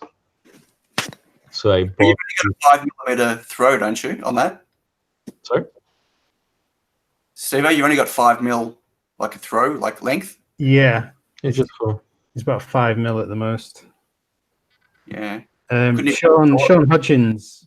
I spoke to him. He was thinking about using one of these. He's going to try and make an even smaller SLA printer. So this was going to use for the bed squidgy thing that releases it. Okay. Yeah. So yeah, it's something that needs a really small amount of movement. I think I have the same. Wow. Focus. Yeah, I had some steppers like that before, and I bought them before, and I thought of making a small robot. So I want to make like multiple Boyds, really tiny ESP8266 based robots with 2 wheels that you can use differentially, and that was a project I implemented that already in JavaScript. So artificial intelligence that's following light, and it's an evolutionary algorithm that learns how to do that. And I actually implemented that like in theory, or let's say visually, and they learn like in a minute how to follow light just with 16 bytes of internal code. So it's like a random code at the beginning, and it's evolutionary. It's copying itself, the one that survive, copy themselves like that, and trying to follow the light, and they feed on the light. And what I wanted to do is use tiny steppers like that, actually to implement really basic small robots that could actually do that, what I implemented in the code, and copy the code that was learned by the PC on them and try it out if it actually works in real life as well. And that was an idea that I had, and I have already some implementations for that, but I didn't build the robots yet. But it's quite cool. I really looking forward if they are working, these small steppers from China. I got a bunch of those. Yeah, I think I don't even know if they work. I mean, 4 of them were pretty much broken on arrival. So I think it's said in the comments that I think these are used for lens focus motors. Yeah. So I'm guessing they just ripped them out of them. Yeah, they're all secondhand. Yeah, because they were pretty grubby. So they might not even work. I will probably just leave them in the drawer. That is getting bigger and bigger and bigger. What you need, Steve, is more drawers. That's my solution to the problem. Funny you should say that. Aldi had the usual drawer. Of course they did. So I got another set. Let's face it. Every maker's got a box that's labelled. There they are. I'm up to how many now? I've 6 regular drawer ones, and then I've one that has bigger drawers as well for like putting the DuPont cables in.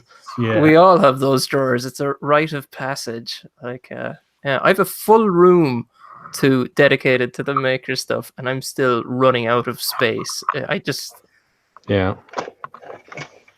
I don't know if anybody watched that that Marie Kondo show on Netflix. I was just looking at that going, if she came in here, she'd probably just keel over and die. Like, do you need this? Does it spark joy? It's like, it sparks something.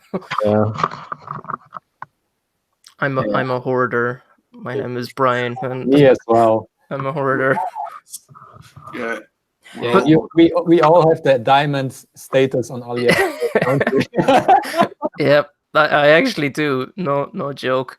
Yeah. No, do you know what's worse with the hoarding stuff? So like I have boxes of like old power supplies and things there, and you just like you keep the stuff for years, and then all of a sudden it's like, oh, I need a power supply, and you find one in that box that works, and it completely justifies you keeping this for the last 10 years, and it's like, crap, now I can never get rid of any of this stuff. Yeah, I know what you mean. I moved recently, and the whole truck was only full with my parts and with my stuff from the lab, and the old furniture I left behind, most of it at least.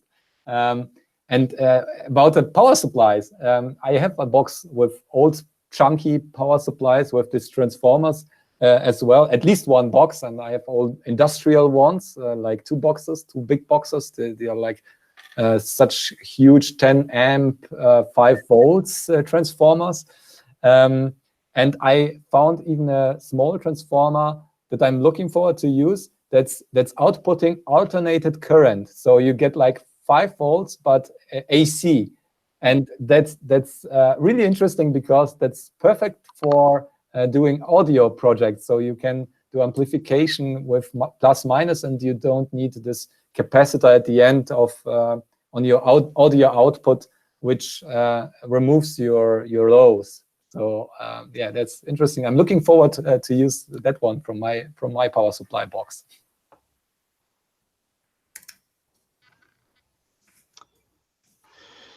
So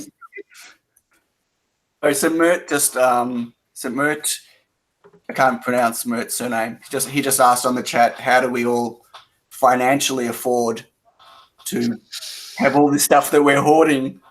I just wrote back saying, in my case, I'm reckless with my savings and I'm going to start skipping meals soon. But we're all in different situations. Yeah, so for me, I was obviously self-funding this. I don't know how to put this. I'm a very boring person. I don't drink. I don't do any vices whatsoever.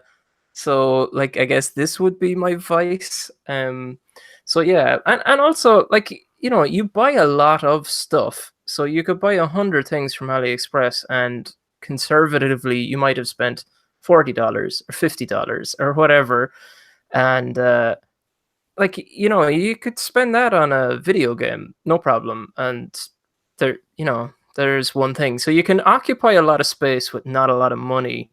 That's for sure. That The doesn't other sound like a skill, Brian. it's not a good thing to be into, for sure. But for me, actually, and this was one of the huge advantages for my Tindy store so far, is that I don't know, like, I definitely would have been talking to Seon about this. Like, when I was ordering the boards, I'd say he was fed up of me talking about, like, oh, I shouldn't have been spending this money on these boards, the first set of boards I bought, because, like, I was taking money from, like, the general, you know, pot or whatever. Wasn't just my money, it was my, like, family money or whatever, and spending it on PCBs. And I'm like, what am I doing? Like, I mightn't even do anything with these. But now that I've stuff on Tindy, it's self-funding. Like, I haven't put more money back into PCBs since the original couple that I bought, because they're just, you know. What's that, sorry? That's because you're not trying hard enough. Yeah. It's very easy to spend more money. It's very easy to do it, don't get me wrong, but yeah, no, it's great. And it's actually, it's super nice. Like, just, it's completely, like, there's times where you do things to save money when you really shouldn't be, because it's going to cost you more time. Like, as in, you know, just even say now that JLC charge for panelization, it's like, oh, you know, I don't want to pay that panelization, so I'll do some extra work to get it. And, like, I know that tool that I talked about in that video for panelizing, that's pretty easy to use, and that's not a big deal. But, like, if you're selling the boards or whatever, just breaking apart the boards and tidying them up, if you use the mouse bites over the V-score, you know, like, isn't that costs you time, you know? So if you can just spend a little bit of extra money up front, and it's not really coming out of your money. I know it's all your money because you could just cash it out either. But, like, if it's not coming from, like, your wages, basically, then you feel a lot better about spending it. And even if you make a mistake, you know, you don't mind reordering it, because, you know, it's kind of, you know, it's business. It's a business expense. A business income came in from it, and you're expending it back out. So yeah, I definitely feel so much better about buying stuff now that it's coming from, like, Tindy sales. Yeah, I eat less. I don't have a family, so Also there's no helps. money to spend there. No, And I don't smoke. my savings on parts. Now I have to work with all that stuff that I ordered here.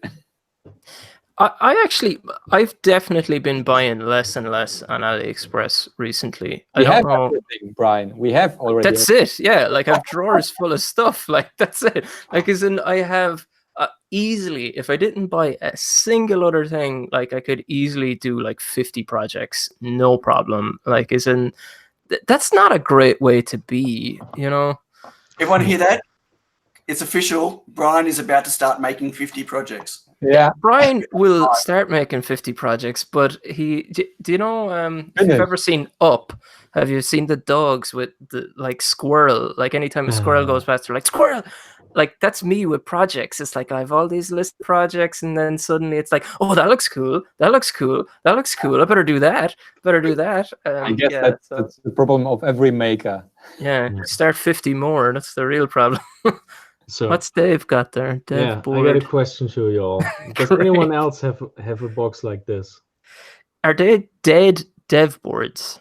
No, they're just in the grave because I don't use them. But it's like, there are so many boards that I've acquired over the time. Like, some I won, some I just bought because I thought it was cool, but I never used them. So I have this big box of, yeah, development boards that are sitting in this drawer, and it's very, very sad. But I'm pretty sure every one of you has a box like that with boards in there.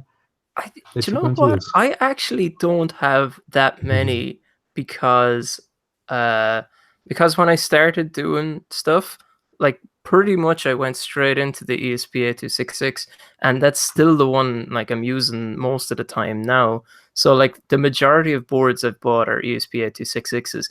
Now, don't get me wrong, I have boards that I don't use at all, but like I actually don't have that many. Dave, is that blank PCBs, or are they just development boards? Like, are they actually No, proper? it's like AVR boards, SDM8 boards. There's a Wi-Fi board in there that's using some weird Texas Instruments chip. There's this whole development thing for Bluetooth boards. I don't know. There's just so much in there. Omega 2 Plus board. Oh, I'm guilty of Yeah. Omega boards. I took them for free. Like I wanted to show them, and I only showed them in several streams on my other channel, Bitluni's Trash. But I never did an actual review on my main channel. But yeah, I'm guilty of that. Yeah, I'm sorry about that. I'm proud to say that I've only probably got about 15 development boards. Like, I started buying them early on, but as soon as I started wanting to make my own, I stopped buying other people's boards. My problem is, as many of you know, I'm slightly addicted to designing PCBs. So I've got enough FR4 in my workshop to resupply probably a month worth of JLC PCB production. I've just got so many PCBs. Nuts. That I'm never going to use. Yeah. Okay. Sorry. Should What's really give them. There was a few questions in the Oh, yeah. chat, Bitluni. I They missed didn't that, ping sorry. you. So like Maduras Sec Recus, what are you doing? I guess that's outside of being a maker and YouTube. So I guess I'll answer this one first. I'm a software developer. At the moment, I'm working with VR, although I work for a financial services institution, so I'm sure that'll change at some stage. But yeah, it's pretty interesting. Yep, that's me. Stephen, do you want to say what you do? Yeah, I'm a web developer by day. So I sit and code. Who isn't? Yeah, that pays the bills. And also doing online video marketing, which is I'm supposed to be very much self-promoting my own video channel. Mince pie eating champion. Yes, that's our company. Yeah, look up the mince pie throwdown. That's me. I got no responses for that. There's a lot of trash talk saying they could do it a lot quicker, but I didn't want to eat 1,600 calories.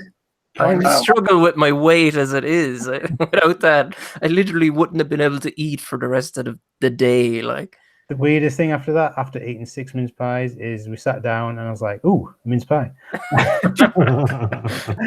I love mince pies. Dave? Yeah, web developer as well, but I'm kind of like the guy to do it all, the 3D printing, the designing for things. I also do some electric boards, like what I said earlier with the RFID stuff. So yeah, it's like very mixed, very woo. I can't really explain it. It's also for wakeboarding and water skiing, parks. And sounds exciting. Which Yeah. company it is? I won't say it because there are people on the internet that do weird stuff with websites. Okay. Yeah.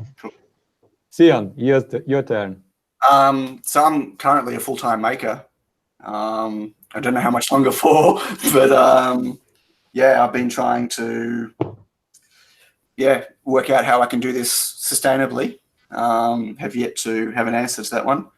So I was a game developer. I had my own game company, which is still around, but not actively making games anymore. And yeah, for the last, I guess, year and a half or so, I've been a full-time maker. My plan is to be an open source hardware engineer on a full-time basis. But jury's out on that one right now. So yeah. Bitluni, you're the last person up. I'm also trying, as like Seon said it, trying to be a full-time YouTuber, or at least I'm already for was it another 1.5 years? No, 2 years? No, how long is it? It was like 2017, August of 2017. I started doing this in full time. I had some savings from my last job. I'm a software engineer. And yeah, that savings are going down.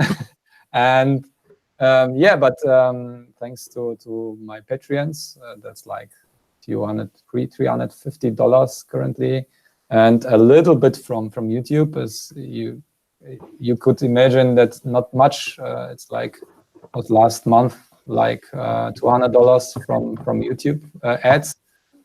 And I have some from the affiliates, and that's yeah, paying a little bit, at least my rent, but not my other expenses. And so my savings are going down slowly, and I don't know, maybe another 3 months, and I have to come up with a project that I will sell on Tindy or whatever stuff I think, or the channel will grow. At least my latest videos were good, and I'm hoping for that. I don't want to be working for companies for other, like a higher job or something like that. I'm always like an entrepreneur, and that's not even my first business that I'm doing. So YouTube is a hard business. Yeah, it's the hardest one, I think, but it's really rewarding also as well. So you got many people that are appreciating the work, and it's a really cool thing to do. It's a dream. I'm grinding off my teeth because it's so stressful sometimes. Yeah, working nights and or to deliver one video per week is almost impossible if you want to do sophisticated projects and not just talking to the camera. So yeah, that's quite stressful, but it's a good kind of stress. So it's really exciting, and only the thing that the best thing about it is I just can decide from 1 hour to another, I want to do this, and I just start working on it and release it, and then it's done. And if I don't like to do this project anymore, I just have to get out the video and put it in a box and put it away for some time. Yeah. So that's the best part on being a full-time YouTuber, but actually it's not really possible until 100K subs or something. I'm not sure. Yeah, I think that's really interesting, actually, and it's something I'd like to cover when I'm hosting the stream, is the sort of like the behind the scenes and the motivation of stuff. But like, I always find it really funny how people like think that being like, you know, someone who's like a YouTuber or a social media influencer or whatever is like really easy. It's like, oh yeah, sure, it's grand. Like, you know, it's such an easy thing to do. It's like, no, like, actually it's really hard. Like, there's so much grinding. Like, Seon has released how many videos in the last year? Like 100? Over 200. Over 200, including live streams. Right. So over 200 videos, including live streams. Like, that is a grind and a half. Like, as in, if it's the same for me. I don't even work on this full time, but like, this is the worst, like, dollar for hour worked I've ever been paid in my life, by a mile. Like, not even close. When I was working like at 14, you know, like working with an electrician, I was getting paid way more than I'm getting paid for the YouTube stuff. But like, that's not why you do it. But yeah, like, it's definitely not easy money. Definitely want to throw that out there. Like, it's definitely. I have on common basis like 16 hours a day, and it's not 5 days a week. It's like 6 days a week. So it's, and then you get like from the ads on YouTube, you get $200. So it's not even a cent per hour. probably. Like I've had my best ever month for ads on YouTube, and it was $45. Okay, yeah. Like, And so it's just crazy. It's worse than that because it's super hard making money off YouTube in general, right? Like that's become harder and harder. But as makers, our cost to make our content is horrific compared to someone who is just, doing a vlog, a popular vlog or whatever else, where they're just talking to the camera or they're, talking about their trip or their holidays or whatever they did. Like we have expenses where we're buying parts and we're buying boards and we've got our design and research phase and we've got our failed build phase where we need to redo things and whatever. So like, if we weren't YouTubers, it would still be a very hard thing to be profitable at, like making stuff, like making hardware and selling hardware in Tinty. Wow. Like it's, every dollar that comes in, there's probably $10 spent on that. So yeah, like we're doing the worst of the worst. We've got the hardest platform we're showing our stuff on, and we've got the highest expenses to make our content. Yeah, I do want to say though that like overall, I wouldn't be doing it if I didn't want to do it. Money wise, hopefully that'll look after itself at some stage. But like, yeah, I definitely don't want to sound like I'm complaining about it, but I just want to like smash that myth that like, oh, that's easy. It is absolutely not. And even like someone who's like, like a blogger or whatever, they are probably easier videos to make, but like it's a more challenging field. There's more people trying to blog than there's people trying to make. And even like this, like we're a community of people who are making and we're trying to help each other. And like a lot of people in the chat or other making channels, like it's a very pleasant community, the making one. I can't imagine there'd be as much niceties in like the blogging space, people trying to promote each other and stuff like that, unless there's something in it for both of them. I'm sure to do that sort of stuff all the time. But yeah, no, it's just one observation. Somebody mentioned it to me in work last week about, oh yeah, that YouTube stuff, that's a real money maker. It's like, no. No, it is absolutely not. So yeah, Brian, can I just say that was a really good point. I didn't mean to be negative with anything I was just saying before. Like, I wouldn't be doing this if I didn't love it, right? I mean, I'm spending all my savings and I'm, investing all my time in this because I'm passionate about it and I really love the whole making and sharing. It was not a complaint at all. I'm just saying that it's, on top of everything, we're also picking a very expensive hobby, expensive hobby for everyone, whether you've got a YouTube channel or not, right? So you've got to be passionate about what you're doing. But yeah, so no complaints from me. No, YouTubers like to complain about the YouTubing a lot. What about that demonetization, huh? Like drama. Oh yeah, monetization was a really hard topic last year. Every single video of me was demonetized, even though I don't even say any F words or anything. So that was quite a hard time since it was the first days of the video releases and I didn't get any money from that.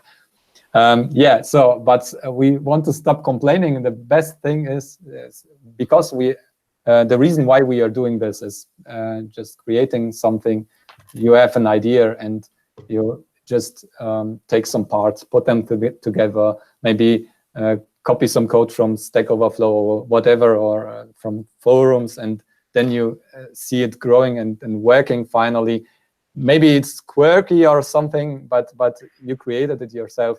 That the feeling is so great. So just doing that another 50% extra for editing a video or taking the video and releasing it is yeah, it's worth it. So, and we all started by watching other YouTubers. So I started with Dave Jones, Charles Lough, Jerry Ellsworth. So these like 7 years ago or something, I started to watch them, and I thought, oh, why not doing it as well? So December 2016, I watched your video that I'm pretty sure you were talking about earlier with the home automation with the RF plugs. Is it the RF plugs?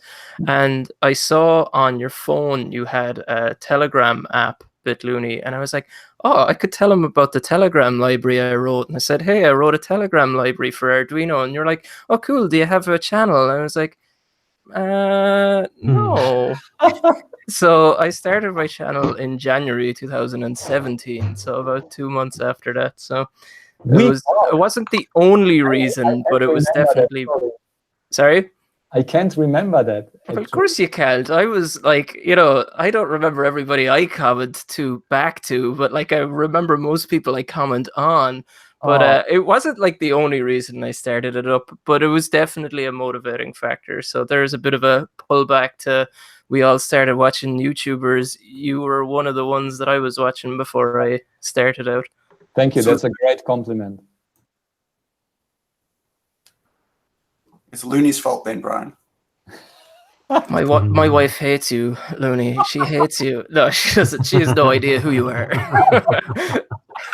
she like, it's funny. I can say anything. She might be able to physically hear me through the door now, but I can say anything in any of my videos. She doesn't watch a single one, so it's fine.